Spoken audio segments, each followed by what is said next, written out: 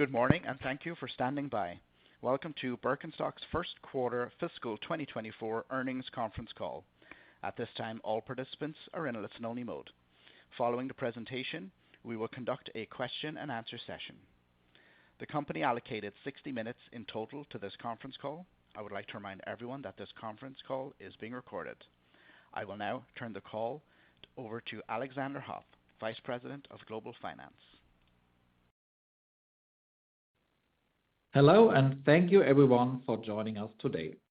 On the call are Oliver Reichert, Director of Birkenstock Holding plc and Chief Executive Officer of the Birkenstock Group, and Erik Massmann, Chief Financial Officer of the Birkenstock Group. David Kahan, President Americas, Nico Bouyaff, President Europe, and Klaus Baumann, Chief Sales Officer, will join us today on the Q&A section to answer your questions with regards to the information we are sharing this morning. Please keep in mind that our fiscal year ends September 30th.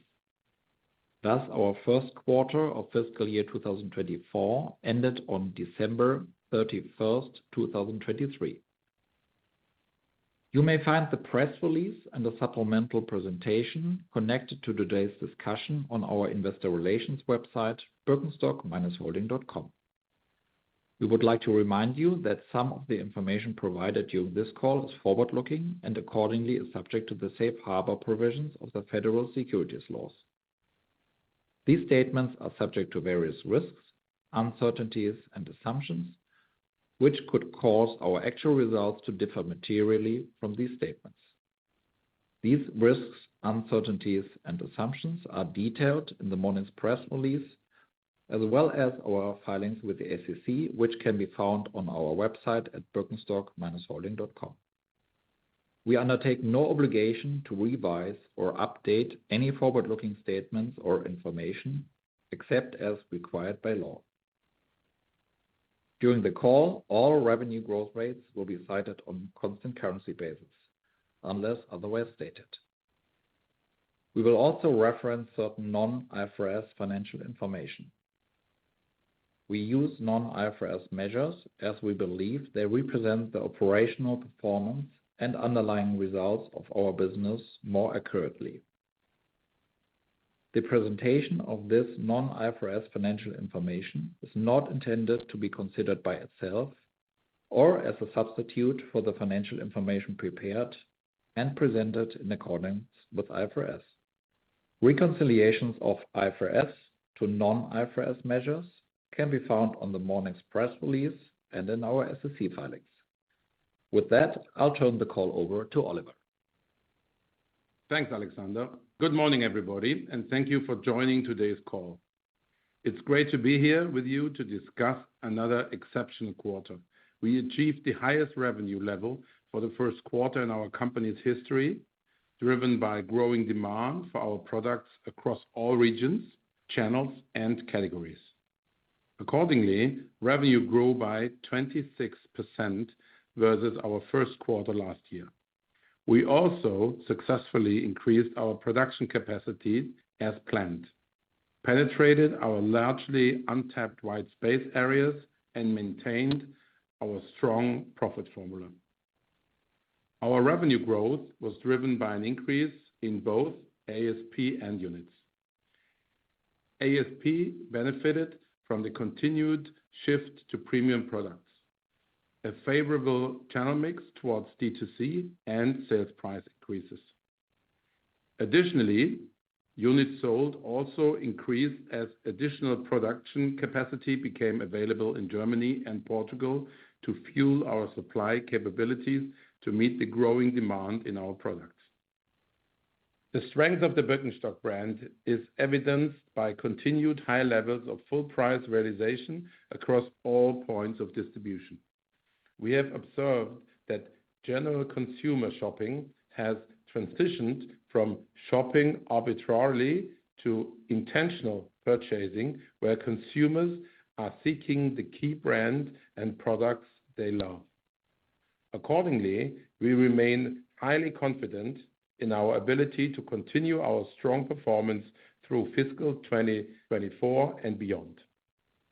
Our D2C channel was, once again, our fastest growing channel in the first quarter of fiscal 24, resulting in a 53% share of revenue. Members of our fast-growing membership program are highly engaged and most apt to expand their purchases of our brand. As the average US Birkenstock consumer owns 3.6 pairs, this growing membership base of loyal fans is proving to be fertile ground for our expansion and is a key focus for us in fiscal year 2024. Despite a challenging backdrop in the wholesale market, our B2B business achieved healthy revenue growth of 22% against the same period last year. As a must-have brand for all leading retail partners, we expect our penetration to expand in fiscal 24. In our first quarter, which marks winter in the Northern Hemisphere, we have seen a significant continuous shift towards closed-toe silhouettes, including clogs, exceeding for the first time the share of sandals, as well as a sustained move towards premium products.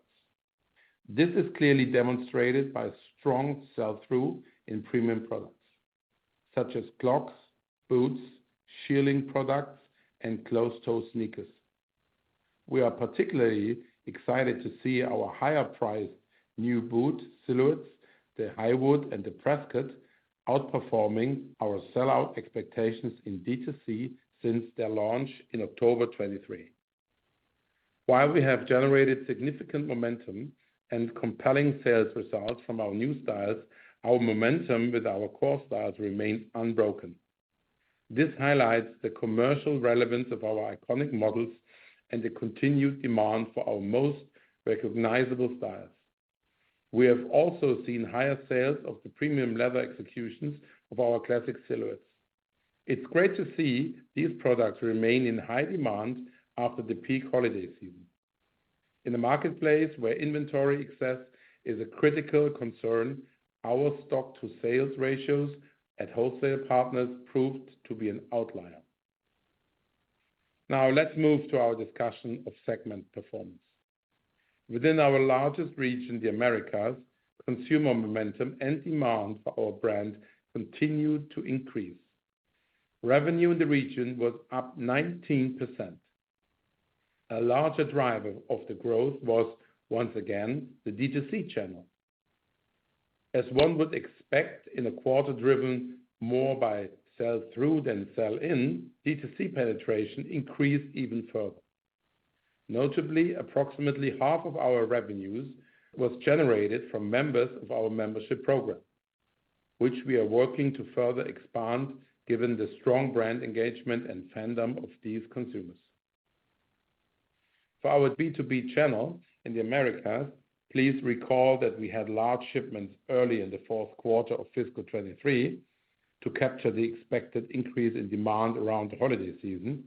For the first quarter of 24, most of our top-line growth was driven by greater penetration within our existing B2B channel, specifically with the expansion of categories like closed-toe silhouettes, with the vast majority of our shipment growth going to existing partners. Only a single-digit percentage of revenue in the Americas is attributed to new points of distribution, with a heightened focus on specialty retailers, including sports-specific running retailers, where the benefits of our footbed as a recovery from sport is finding strong end-use demand. In Europe, we delivered exceptional growth in the first quarter of fiscal 24. In a macroeconomic environment where consumers remained more subdued in their spending, Birkenstock continued to perform strongly. Our revenue in Europe increased by 33% in the first quarter. As a reminder, the reported revenue level in the fourth quarter of fiscal 23 was still impacted by our sales transformation initiatives, which have started to pay off in the first quarter of fiscal 24. Our growth in Europe was broad-based across all our channels and geographies, underpinned by very strong sellout performance during the holiday season. Notably, the sellout of Birkenstock products with some key partners was up high double digits versus first quarter fiscal 23. In D2C, revenue also increased significantly and supported our strong overall growth. The first quarter of fiscal 24 also marked the start of our ambitious store opening plan, in which we aim to double our fleet in Europe over the coming 3 years. After closing many legacy stores over the past 2 years, we are pleased to see the recently opened Cologne pop-up is among our top performing European stores, delivering the highest ASP from day one. In B2B, we are increasing our shelf space and continue to be one of the top performing brands for our wholesale partners in Europe. Key retailers are increasing their purchases and shifting their volumes towards earlier delivery dates. This is resulting in an even higher revenue growth for the B2B, with nearly all of this growth coming from existing distribution partners. Lastly, we successfully launched new products in our expansionary categories.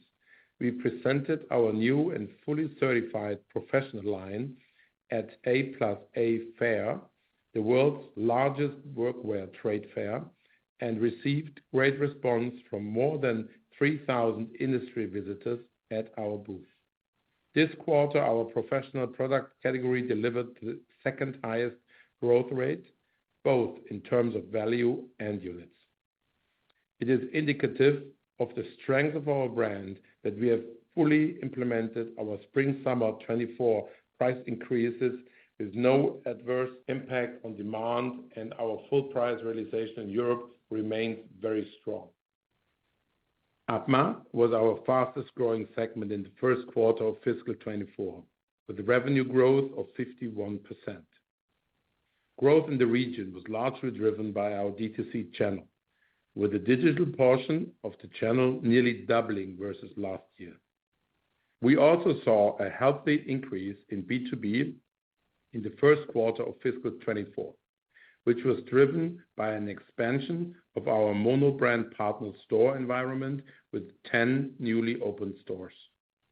Similar to the other regions, closed-toe silhouettes, including clogs, played a decisive role in our success, contributing more than half of the total revenue in the region.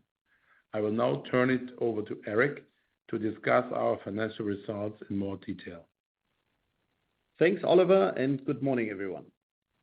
We are pleased with Birkenstock's performance in the first quarter of fiscal 2024. While the broader consumer environment continued to be challenging, our brand once again proved to be extremely healthy and our growth algorithm to be firmly intact. Birkenstock is one of the few must-carry brands in the wholesale channel that also drives shoppers to retail stores and our D2C channels, particularly as consumers become more intentional in their purchases. This trend is reflected in our first quarter fiscal 2024 results, which includes the holiday season. Let's have a look into the details of first quarter results. Revenue was 303 million euros, representing an increase of 26% versus prior year. Birkenstock generated double-digit growth across all segments and channels, demonstrating the desirability and resilience of our brand. We are particularly excited by our D2C performance, which was up by 30% versus prior year, driving D2C penetration to a 53% share of our revenue. At the same time, we increased B2B revenue by 22%. Gross profit margin for first quarter fiscal 2024 was 61%, down 70 basis points compared to prior year. While we successfully recovered inflation by increasing sales prices and optimizing our channel and product mix, a slight margin compression was mainly caused by our ongoing capacity expansion and an unfavorable currency translation. Adjusted selling and distribution expenditures were 103 million euros, representing 34% of revenue in the first quarter of fiscal 2024, generally in line with the first quarter of fiscal 2023. As a reminder, our first quarter is typically the quarter with the highest D2C share, and therefore generally shows the highest selling and distribution spend as a percentage of revenue. Adjusted general administration expenses were 24 million euros and 7.9% of revenue, up 110 basis points compared to first quarter of last year. This increase is largely driven by public company costs, which we did not incur before our IPO. First quarter adjusted EBITDA of 81 million euro was up 12% versus last year, resulting in an adjusted EBITDA margin of 26.9%. The decrease versus prior year margin was largely driven by the before-mentioned effects of ongoing capacity expansion, incremental SG&A expenses, and an unfavorable currency translation. Our first quarter effective tax rate was elevated due to increased tax expenses versus the first quarter of fiscal 2023, related to one-time share-based compensation expenses and certain other non-deductible expenses. These results cumulated in fully diluted adjusted earnings per share of 0.09 compared to 0.15 in the first quarter of fiscal 2023. Let's now have a closer look at our balance sheet as of December 31st, 2023.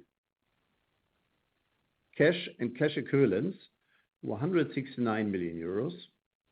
The decrease compared to year-end fiscal 2023 is fully in line with our expectations and is a result of the typical seasonality of our business and our deleveraging progress. In the first quarter of fiscal 2024, we built up inventory to prepare for the upcoming spring-summer 2024 wholesale shipments, while improving our inventory to sales ratio compared to first quarter fiscal 2023. This build-up is a regular pattern we generally observe in the first quarter of each fiscal year. Additionally, we continued to deleverage using our IPO net proceeds and excess cash on hand. We made early repayments on existing debt of 525 million euros, which reduced net leverage to 2.6 as of December 31st, 2023. Further, we continued to invest for future growth. Capital expenditures were 80 million euros and mainly related to our production capacity expansion. With that, I'll hand over back to Oliver. Thank you very much, Eric. Let me summarize our discussion.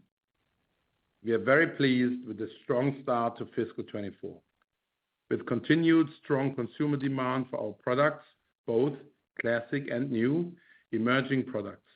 We are executing on our proven engineered distribution strategy, ensuring high levels of full price realization across all segments and channels.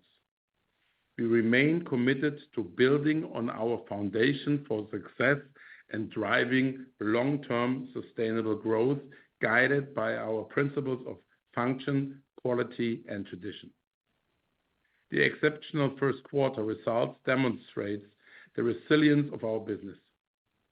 In the Americas, we gained further growth momentum by deepening our D2C footprint while building on a loyal and steadily growing following. In Europe, our transformation plan is now paying off. At the same time, we are entering the next chapter of our growth trajectory as we tap into our largest white space market, the APMA region, increasing brand awareness and taking market share while following our playbook of disciplined engineered distribution.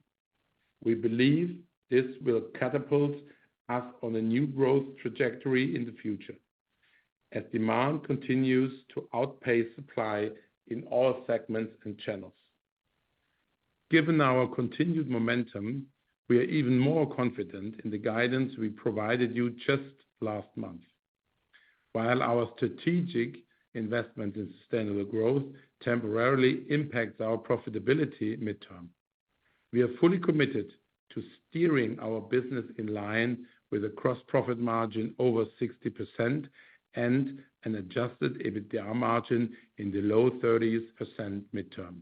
We are carefully tracking costs on the sourcing and production side as our capacity expansion is proceeding as expected.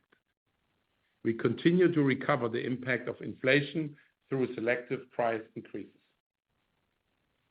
So in short, we are very pleased to report that we have never been in a better position to grow our business.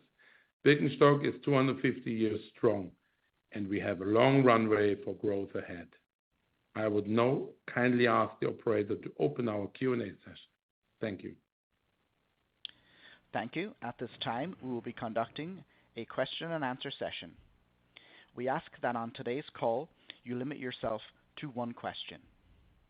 If you would like to ask a question, please press star one on your telephone keypad. A confirmation tone will indicate your line is in the question queue. You may press star two if you would like to remove your question from the queue. For participants using speaker equipment, it may be necessary to pick up your handset before pressing the star keys. Once again, we ask that you limit yourself to one question on today's call, and please press star one now if you wish to ask a question. And please hold while we pull for questions. And the first question today is coming from Dana Telsey from Telsey Group. Dana, your line is live. Hi. Congratulations on the nice results today. Last quarter, you had mentioned some of the impacts of inflation and the AUR increases that you were taking. What are you seeing on those inflationary impacts? And it sounds like the new manufacturing facility, what's happening with capacity utilization? What are you seeing there, and how do you think about leverage? Thank you. Hi, Dana. Thanks for the question. This is Alexander. I will take that over. So, first of all, for the cadence of our earnings, we aren't going to guide on quarterly margins, but what I can tell you is that we are very, very pleased with our margins, especially in a situation where we took the strategic decision to substantially increase production capacity. Please be reminded that it's not only Pasewalk we opened in September, it is also our expansion in Görlitz and our expansion in Portugal. And we're very happy to see that expansion because it gives us possibility to meet future demand. We already touched on that those effects will slightly impact our margins in 2024. This is clearly a temporary effect. We fully accounted in our guidance and our plans for. And on the inflation side, as Oliver mentioned, we are carefully tracking the cost of sourcing and production. We see for this year a low to mid single-digit COGS inflation, mainly labor and raw materials, which we expect to mitigate through our selected price increases. Again, all those are reflected in our guidance. And to sum it up, we are fully committed to steer our business in line with the gross profit margin over 60% and an adjusted EBITDA margin in the low 30s in the midterm. Thank you. The next question is coming from Ed Aubin from Morgan Stanley. Ed, your line is live. Yeah, good afternoon, good morning, guys. So just on the mix, the closed-toe, I think you said that it's the sales now exceeded the sales of sandals. Are you talking about more than 50% of sales, just to clarify? Because my recollection, but maybe I'm wrong, was that closed-toe penetration was about 30% of sales last year, so that would be quite a steep increase. And then just related to that, Oliver, you mentioned that a number of products did well in closed-toe, but could you provide a little bit more color between, the sneakers, slippers, boots, and the Boston? Is the Boston now exceeding 20% of your sales or not? That would be very helpful. Thank you. Yeah, Edward, this is David. I'll take this. Yes, I mean, during the holiday season, which is more of a sell-through than a sell-in season, results for closed-toe footwear in general were quite significant. D2C, 53% were non-sandals. That's across all closed-toe categories, from sneakers to slippers to clogs. Some of the sell-throughs on our new boots, like the Highwood and the Prescott, were exceeding all expectations. And just to give you a little bit more color, absolutely, the Boston is what you would call the hot clog, but within the clog category, sales of everything other than Boston, including the Tokyo, which is basically a backstrap clog, the new Zermatt 360, the Buckley, all exceeded expectations. Sales in clogs other than Boston were 75% higher. So it's a broadly based closed-toe business right now. And I think that's quite significant to say that this was the first time that non-sandals were the larger percentage of our business. Thank you. And the next question is coming from Mark Altschwager from Baird. Mark, your line is live. Great. Thank you for taking my question, and congratulations on the strong results here. So the sustained shift to premium products is nice to hear. How should we be thinking about ASP growth both this year and longer term? Is mid-single digits still the right expectation, or are you gaining some confidence that it could be higher than this given the success you're seeing in the premium price points?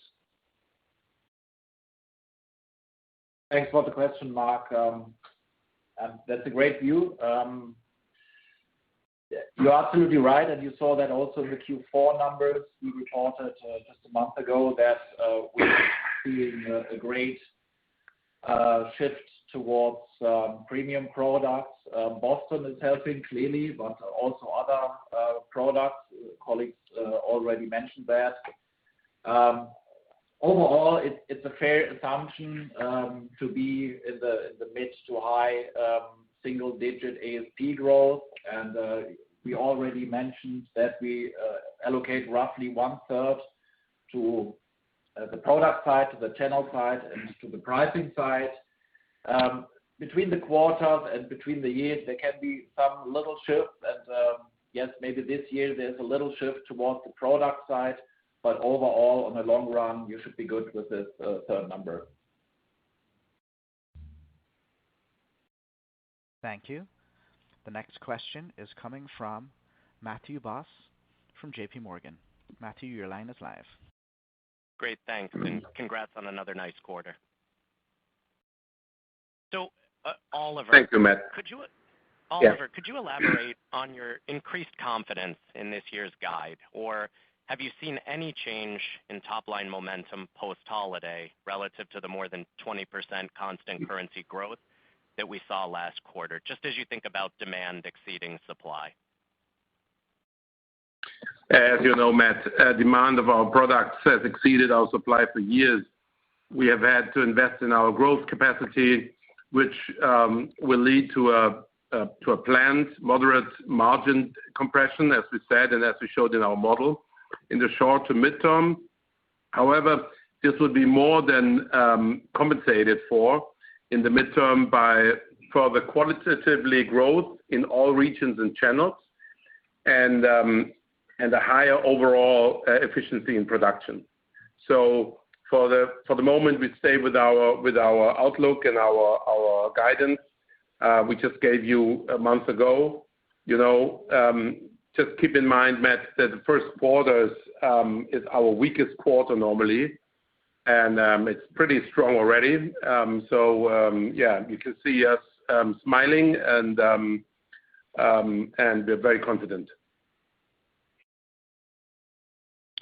Thank you. Just as a reminder, if you wish to ask a question today, please press star one on your phone at any time. Once again, that's star one if you wish to ask a question at any time. The next question is coming from Louise Singlehurst from Goldman Sachs. Louise, your line is live. Hi, Oliver, Eric, and Alexander. Thanks for taking my question. Just on that point of the greater confidence, is there any particular region which has made you feel a little bit warmer about life as we look at the year ahead since January, and particularly on Europe, given the big acceleration there? Is there anything on the timing of deliveries or phasing or anything that we should think about as we go through into Q2 as well? Thank you. Hey, Louise, this is Nico speaking, heading up Europe. So first of all, we are very, very delighted to see Europe completing the transformation plan. We shared the details with you during the IPO and shared more details with you in the last quarter's call. Q4 fiscal 23 was impacted by transformational efforts. Now, as we almost completed our transformational plan, these impacts become smaller, almost minimal, and we are very, very confident with our current position in the European market. The overall market is soft, as we know, but we are very, very strongly positioned, and 2 years of hard work in our transformation plan are now paying off. So Q1 is another quarter where we substantially increase our ASP. It's another quarter where revenues significantly outgrow units, and it's another quarter where our closed-toe shoe business is growing faster than our sandals business. As Oliver mentioned, in this quarter that is bridging 2 seasons, we had 2 consecutive price adjustments, no signs of rejection, and our full price realization is superior to the market. So that shows you that we have done our homework in Europe, and we are very, very confident about how we look into the future. Thank you. The next question is coming from Sam Poser from Williams Trading. Sam, your line. Thank you. Good morning, everybody. I've got 2 questions. Sorry, I'm going to break the rule. The first question is that about your inventory levels, that at the end of the year, at the end of last year, represented about the sales that followed in Q2 and Q3 last year represented around 73% of the inventory you had at the end of Q1, your cost of goods. Was that accurate? Because, or should we expect that same kind of thing this year, or are you expecting to slow down the turn a little bit? I mean, because I'm looking at it from an inventory productivity perspective, looking forward. So that was number 1, yeah. Okay. I said it very. So you want me to? I'll ask number 2 because I got cut off last time. No. We get no second one, Sam. Depends on the length of the answer. No. As you saw, that changes certainly the inventory level, but you're always aware that 20% of the inventory would be raw materials and work in progress. And the vast majority of the carryover products and already contracted value, and the healthy inventory is shown by the full price, more than 90%, especially due to the classic styles and so on. The ratio actually came down if you compare to Q1 last year, 42% inventory to sales ratio versus 35 last year. That is higher than end of Q4. Now, this is obviously due to the fact that in Q2 we do the wholesale shipment, and we pre-produce to be ready and prepared for the big shipments, which we do in Q2. So it's A, in line with the development in the past, and B, getting better year over year because we work hard on this, and as you see, successfully with a 3% downturn already in Q1 this year. Thank you. And then secondly, the average selling price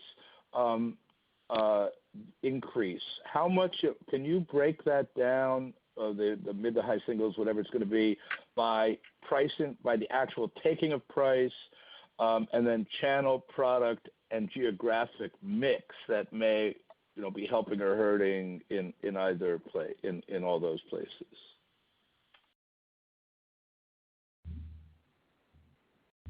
Yeah, Sam, this is Alexander. I will take that over. We saw just a little effect in channel mix. Last year's quarter was even that strong than this year's quarter, so there's a slightly positive effect, but you can reject that. The other 2 are more relevant, which is the pricing point. Nico touched on that, especially in the Europe and APMA region with price increases. And let's say the other 50% is related to the product piece. Thank you. The next question is coming from Sharon Zackfia from William Blair. Sharon, your line is live. Hi, thanks for taking the question.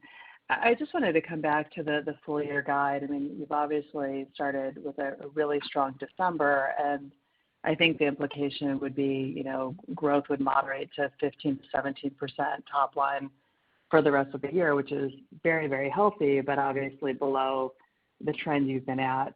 Is there any particular part of the world or wholesaler DTC where we would expect to see some deceleration because of what's happening with capacity expansion or anything else as we think about the rest of the year? Or is it more a reflection of it's still early in the year and there's inherent uncertainty just generally in the environment? Thank you for your question. It's really about having just assuring the guidance 4 weeks ago, and on the other hand, it's just the first quarter. We see a lot of demand in the markets, all channels, all geographics, and so honestly, we will just feel much better if we stay with our guidance for the moment. As you know, we're already have some information about Q2, of course. So you may see us changing our position, but for the moment, we're good with the guidance. Okay, thank you. Thank you, Sharon. Thank you. The next question is coming from Simeon Siegel from BMO Capital Markets. Simeon, your line is live. Thanks. Hey, everyone. Nice job. Hope you're all doing. Could you elaborate at all on the increased shelf space for the European B2B? Is that gaining new partners, deeper with specific existing partners, both? Just any further color there, because that was really great to hear. And then if you could quantify the main gross margin drivers this quarter, perhaps just isolating one-time-ish ramp costs versus the underlying performance and how you're thinking about those within gross margin going forward. Thanks, guys. Hi, Simeon. Thank you for the question. I take the first part. The good news is, and that's really something which is really super strong message, I would say, that we did this 26% growth more or less with 95 of the existing doors.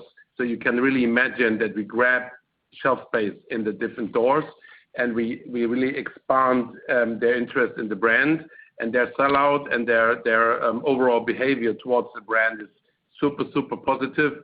And we're very proud that we can generate such a huge growth with existing partners.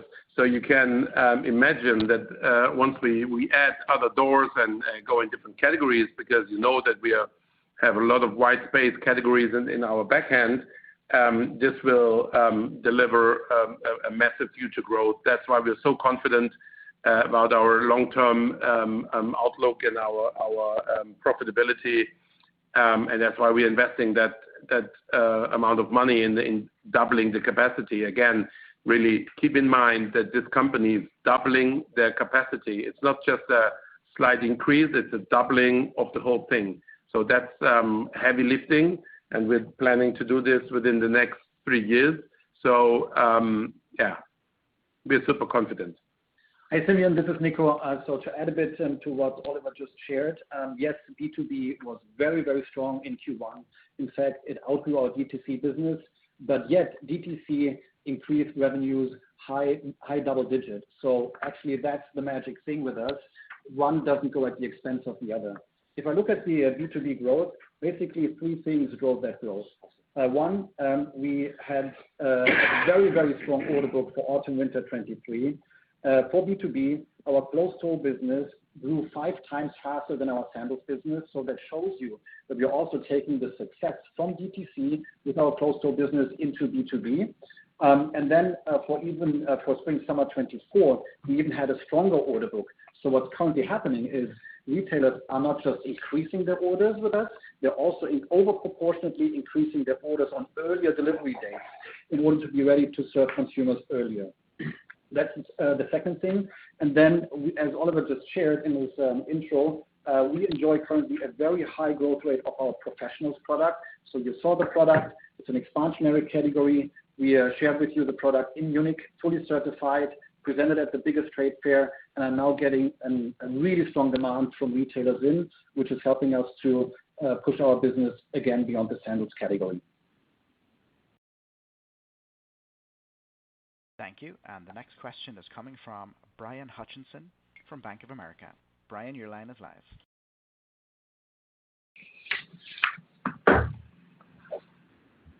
Hi, this is Lorraine Hutchinson from Bank of America. I don't know where the Brian came from, but thank you. And, we wonder. Good morning. Yeah. Give us the Brian inside of you, Lorraine. Give us the Brian. Yeah. All good. I wanted to just ask you to comment a little bit on the Asia growth trajectory. What are you hearing from consumers there? It sounds like the product acceptance of closed-toe has been great. Have the price increases been greeted with the same level of success as Europe? And how do you envision that business growing over the next several years? Thank you. Thank you for the question. Klaus here, running the APMA region. First of all, I think it's very important to understand that we are growing everywhere in the APMA region. So we are right now setting up Greater China, Japan, Indonesia, Southeast Asia, and we are now opening a lot of partner stores, and we see very strong sell-out growth in existing stores. And also we are building now our own fleet and also optimizing our D2C business there. So digital business, for example, we have very strong results on the last 11/11 event. With this, we can see and we're building a lot of confidence in this sector. So teams are all on ground, and we are heading forward. Price increase had no effect at all. Generally, the prices are like 10 to 15% higher in this region already, and mainly there's a history on our product in the key markets. So from that side, no negative trend or any rejection from the consumers. I think we are very beginning in this region, and it's a huge wide space everywhere. So we are looking very confident forward and continuing this growth path. Thank you. Maybe you can add something about the retail space there. Thanks. The growth.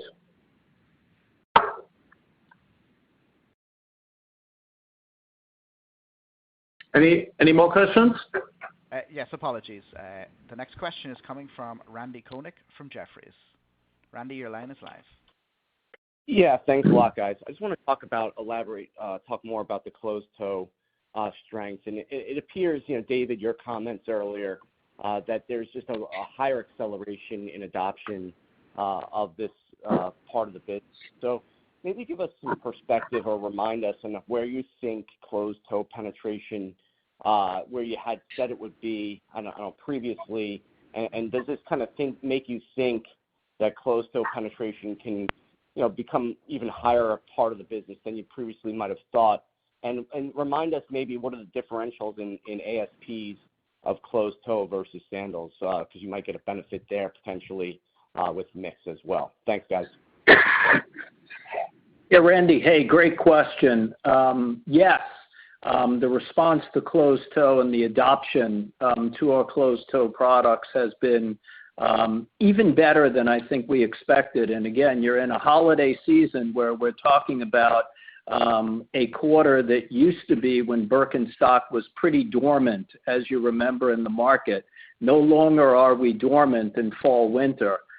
Right now on our own direct-to-consumer, to put it in perspective, fall, winter is over 50% of the mix, which is driven by closed-toe products. I think the beauty of it is closed-toe includes everything from clogs to boots, and every style that we have put in the market, whether it's direct-to-consumer or whether it's in our best retail partners, has been performing very, very well. Obviously, there is a significant mix impact, which will increase the ASP overall. I just think the consumer adoption has been very, very high. Again, you have to remember our membership represented 49% of our direct-to-consumer business, and when you start to share things like closed-toe products with members who have a 2-time click-through rate versus non-members, you're starting to see the return on investment be much higher and the higher adoption rate between returning customers. So I think what we said originally in our roadshow and pre-IPO about the potential of closed-toe product probably might be conservative based on what we're seeing right now. That's a good thing. Just to add to this one, thank you, David. For Europe, what we can see is among the top 10 revenue-driving models, 5 are closed-toe and 3 are boots. And one of these boots is the boot that we just introduced. So the boots are the Highwood, the Stellan, the Bryson, and these are higher price points, so we can migrate consumers into higher price point product and also into non-sandals product. What we are currently seeing is during the autumn-winter 24 B2B order intake, retailers are going with us that path. So they're really believing us that we can transition the success from D2C into B2B. So we are very confident about the closed-toe business, but also the closed shoe and boots business. And this is like ultimately the answer of, okay, how can you grow 26% on the same amount of stores? How is this possible? So this is really like it shows the strength of the brand. And as we said during the roadshow, and we saw, some skeptical faces there, this is a new category for this brand, having this closed-toe shoe option. And now in a very relatively short time, you see we're performing super well in this segment. And just to add one last point there, because obviously the U.S. market is fairly developed. To grow at the rate that we grew, when 95% of that revenue growth is coming from not only existing accounts but existing doors, that really shows the strength of retailers and consumers in expanding our brand way beyond the sandal category.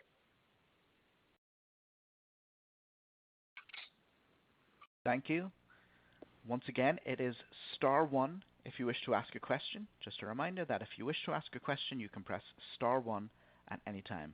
The next question is coming from Paul Lejuez from Citi. Paul, your line is live. Hey, thanks, guys. You're 2 months in through the second quarter. Just curious if you can share how you're thinking about top-line growth in 2Q, given what you've seen to date. And how should we be thinking about gross margin, not just in 2Q, but as we move through the year? I think first quarter came in a little bit better than what you were thinking. If you can give us any color there in terms of how gross margin looks relative to last year as we move throughout the year. Thanks. Yeah, thanks for the question, Paul. I think I can reference to what I said before. 24 is a transition year. We in terms of margins, EBITDA and gross margin, clearly we see the effect from capacity.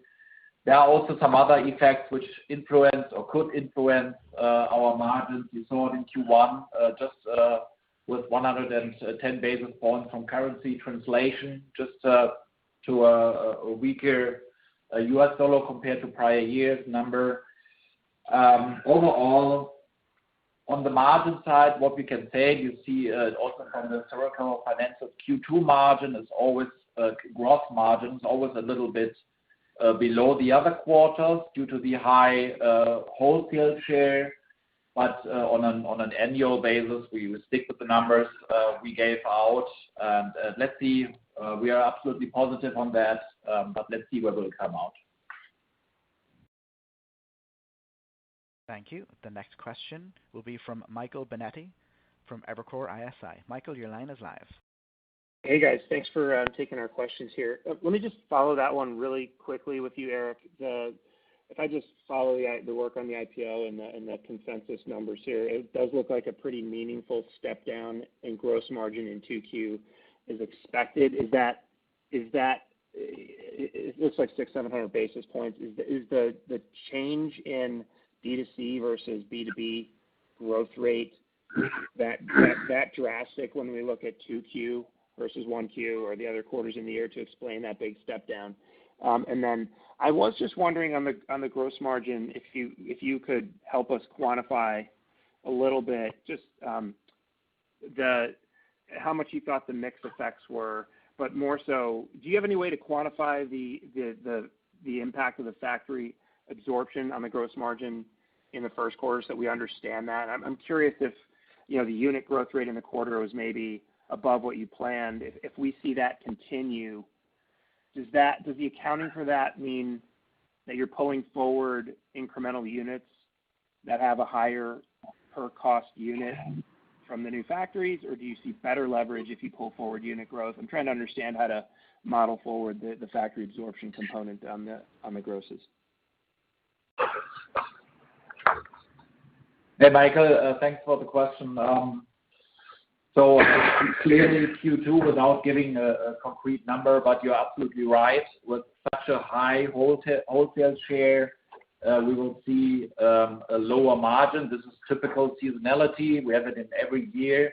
You saw it also in Q1, where you have a generally higher D2C share, which gives you a better gross margin. The other way around in Q2. On the EBITDA margin level, there's not that much impact from the channel perspective. And on the second one, so do we see or did we already see some absorption from the new capacity in Q1? Actually, these are also products we produced some months ago. So this is not a material effect in Q1. And we also opened Pasewalk in September, so we're ramping up currently. We are in the ramp-up phase, which will last until 25. So you have not seen it substantially in the numbers. Going forward on a full year basis, this is the main effect on 24 numbers, gross margin and EBITDA margin, so the capacity expansion, but again, a temporary effect. Thank you. And the next question is coming from Edward Yruma from Piper Sandler. Edward, your line is live. Hey, guys. Thanks very much for taking my question. I know one of the big product priorities has been EVA and really kind of more water sports. I would love a quick update on performance there, particularly in APMA. And we noted that you're introducing more kind of water sports sandals in the Americas. Curious if you have any early reads this season. Thank you. Yeah. Hello, Klaus again. I'm not sure if I understood you right, but you're asking performance on EVA in the APMA region. Yeah. So obviously, the territory of APMA is a very good region for us, and we are building on that. There's these non-cork sandals, especially for the territories with rain times and stuff. This is in the plan, absolutely. At this moment, we are really doing kind of balancing out very well how much product we are putting into this region, also for controlling our ASP and also, building the qualitative part of the brand on the product side too. Ed, I think you asked also about EVA in the Americas. Just as reference and just as a reminder, we've said this before, but that's all incremental product to cork. There is not a pair of EVA that takes away a pair of cork. We've seen absolutely the opposite. We see this demand flywheel where every product that we continue to expand in the market drives more and more demand across the line. So whether it's water sports, whether it's after performance sport use, it's purely incremental and it's additional use occasions. And anytime we can open up our brand to additional use occasions, it's more pairs in somebody's wardrobe, and it's more top-line revenue. And just to remember also, regardless of the ASP on EVA, it may carry potentially a higher EBITDA margin. So it's not directly related to ASP when it comes to that product. Thank you. And that does conclude today's Q&A section. And also, this concludes today's conference call. You may disconnect your lines at this time and have a wonderful day. Thank you for your participation.